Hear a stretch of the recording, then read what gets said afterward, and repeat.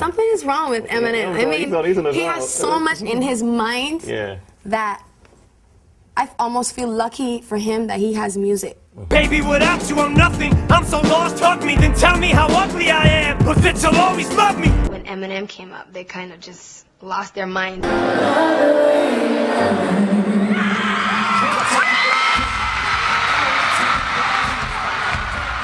I just love the fact that you wrote The Monster by Eminem, which is obviously a monstrous song. I mean, and she's great, you know, incredible vocalist, so I don't even know what else to say about her. She's incredible. It's alright because I like the way it hurts. Yeah, you think I'm No! What? Eminem wants to do a song with a pop artist? When you think about the most powerful collaborations in modern music, one duo instantly comes to mind: Eminem and Rihanna. They've given us chart-topping hits, unforgettable live performances, real-life controversy, and one of the most interesting friendships in pop and hip-hop history. Eminem and Rihanna's relationship has always seemed built on honesty and understanding. Both artists have publicly battled personal demons. Eminem has been open about addiction and recovery. Rihanna has been open about surviving abuse and rebuilding herself as a stronger woman. In interviews, Rihanna once made an interesting comment about Eminem. She said that Eminem is lucky because he has music, meaning he has a way to channel his pain, anger, and trauma into art. Something is wrong with Eminem. I mean, he has so much in his mind that I almost feel lucky for him that he has music.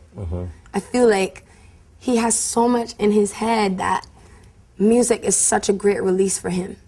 That says a lot about how she views him, not as some untouchable rap god, but as someone who's survived through expression. There's always been a sense that they understand each other on a deeper level. That chemistry shows in their music. When y'all first collaborated, what did you think about working with him? Well, that's the first thing I thought. I was like, what? Eminem wants to do a song with a pop artist like me? Because, you know, he always raps and talks shit about pop artists. And I pee on Rihanna, see, man, I do what I wanna. Pop girl, female artist. So it was more of a shock to me than anything. And then that was the first thought. The second thought was, of course I'll do a song with Eminem. Like, that's just something that doesn't come around every day, you know? And then thirdly, I heard the song and I just loved it. I mean, it was a hit, but I didn't know how intense the song would be to people. I didn't expect people to connect with that song the way they did. Eminem made his first on-stage appearance alongside Rihanna in 2010 at the Staples Center in Los Angeles, surprising fans during her Last Girl on Earth tour with a live performance of Love the Way You Lie. Tonight, the show was incredible. We're in Los Angeles, and it's my first time headlining my first tour in the United States, so it's a big deal, and to see the way LA responded was kind of exciting. When Eminem came up, they kind of just lost their mind. So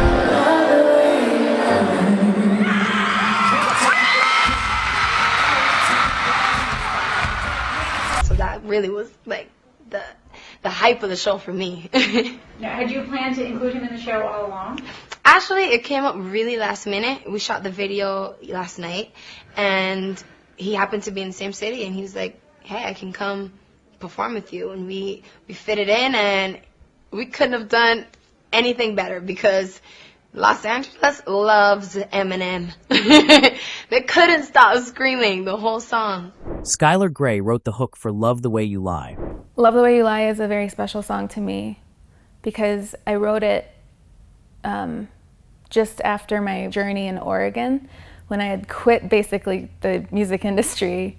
I was broke and I hated music the first couple months that I lived there because I had been so corrupted by the industry in LA, and I had just forgot what it felt like to be passionate about music.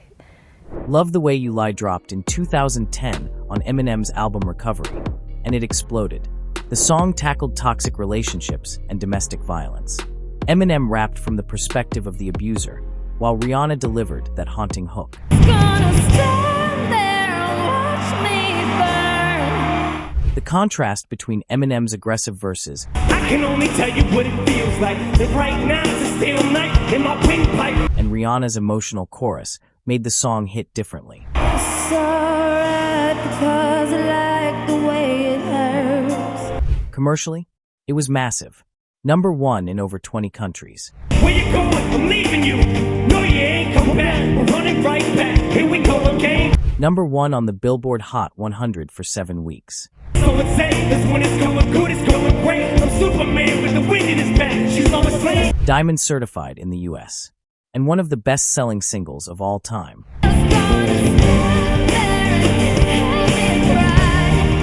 It wasn't just a hit. It became a cultural moment.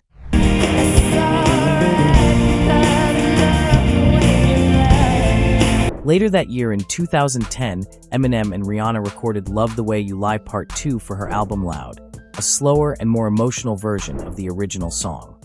What made you decide to do part 2? Well, we actually, it's really weird. We heard a broken down version that was stripped down, just piano, which we did that one, and that's going to be a bonus on iTunes. But when I first heard the idea about doing a part 2, I was just completely against it. You know, I just felt like you couldn't beat the original. There's no way you can outdo that, so why compete with it? And then I heard the stripped down version and I fell in love with it. We recorded it. Then we did another version to the stripped down version with drums. Then we did another version with drums and Eminem. And then that was the one that it just felt really good. But I love both. I love the broken down version as well as the new one with Eminem. Yeah, the new one with Eminem is powerful. Yeah. You're featured more on the new one. Yes. You know, but he still delivered a crazy verse on that new one. Crazy verse. Try and touch me so I can scream at you not to touch me. Run out the room and I'll follow you like a lost puppy. Something is wrong with Eminem. I mean, he has so much in his mind that I almost feel lucky for him that he has music. Baby, without you I'm nothing. I'm so lost, hug me, then tell me how ugly I am, but that you'll always love me. I feel like he has so much in his head that music is such a great release for him. With you I'm in my mind, without you I'm out it. He's one of my favorite artists. You know, it's something that, you know, we both experienced, you know, on different sides, different ends of the table, and it just was authentic. It was real. It was believable for us to do a record like that, and it's also something that needed to be done. And the way he did it was so clever. You know, he pretty much just broke down the cycle of domestic violence, and it's something that a lot of people don't have a lot of insight on. So this song was really, it's really a powerful song, and it touches a lot of people. Now, did you have any apprehension doing it because of the lyrics? Not at all. Not at all. Actually, because Eminem is an artist of class, and I knew if he sent me a record, there must be something to it. It couldn't just be, oh, duh, she was in that relationship, so we have to get her. It was really a deep song, and the lyrics were so deep, so beautiful and intense, and it's something that I understood, something that I connected with, which made me think it was a hit. And I want to be a part of a hit, so of course I couldn't say no to Eminem. You and Rihanna have seemed to really gain a great chemistry with each other. Was it a no-brainer to call her in on this song, or why did you choose her for this one? It felt like the kind of record that I definitely could hear her on. You know, so I mean, and she's great. You know, incredible vocalist, so I don't even know what else to say about her. She's incredible. So so no, unfortunately I had to just send it to her, and she laid the hook on there, and then you know, that was pretty much it. Mixed it, and Dre mixed it. Dr. Dre mixed it. Yep. 3 years later, they reunited for The Monster from Eminem's album The Marshall Mathers LP2. If Love the Way You Lie was about toxic love, The Monster was about inner demons. This one felt more personal. Eminem reflecting on fame, criticism, and his alter ego.